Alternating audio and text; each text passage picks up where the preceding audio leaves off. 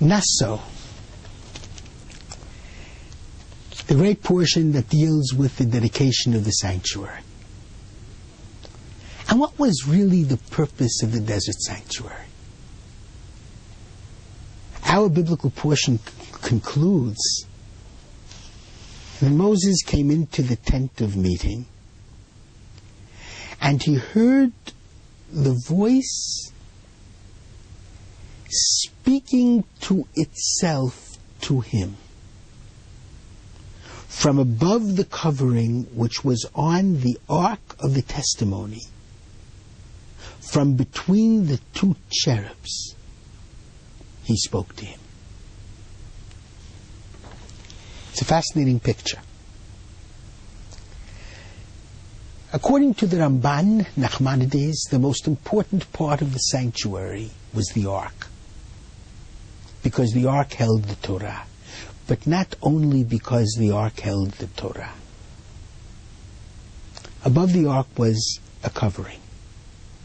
And on the two ends of the covering were cherubs, faces of children, wings going aloft.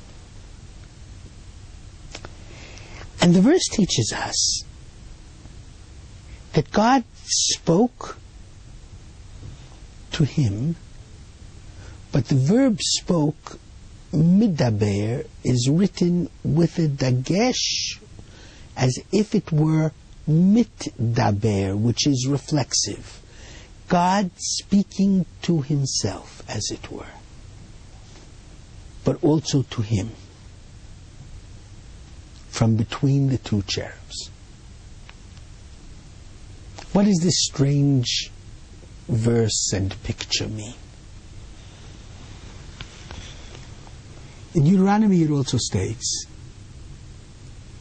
that with the Ten Commandments and the revelation at Sinai, that was a kol gadol v'lo yasaf, a great voice that never ended. In other words, at the time that God spoke to the world at Mount Sinai, God continues to speak.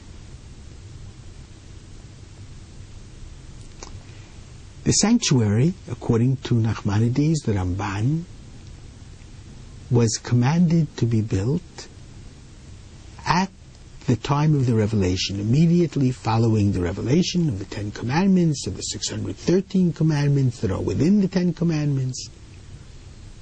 God gave the commandment, Vasuli Mikdash, they shall make for me a sanctuary, V'shachanti b'tocham, and I will dwell in their midst. The sanctuary, as it were, was the continuation of the revelation at Sinai. God would continue to speak. And God, as it were, would speak to himself. But God's divine voice would somehow make itself known throughout the world.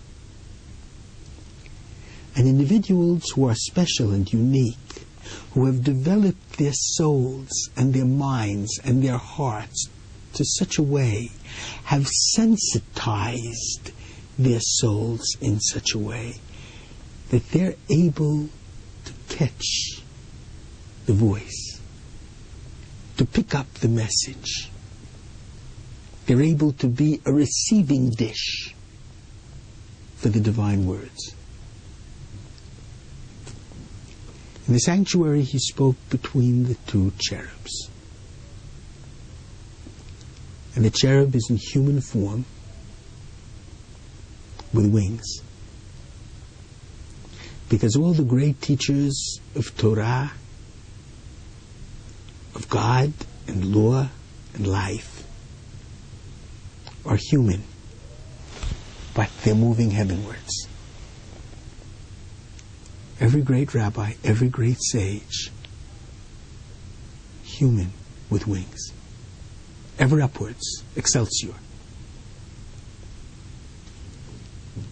And then, with the destruction of the sanctuary, or at least the movement of the sanctuary into the Holy Temple, the Sanhedrin sat in the Holy Temple, in the office of the hewn stone. And they were the cherubs. And through their laws, God's word came.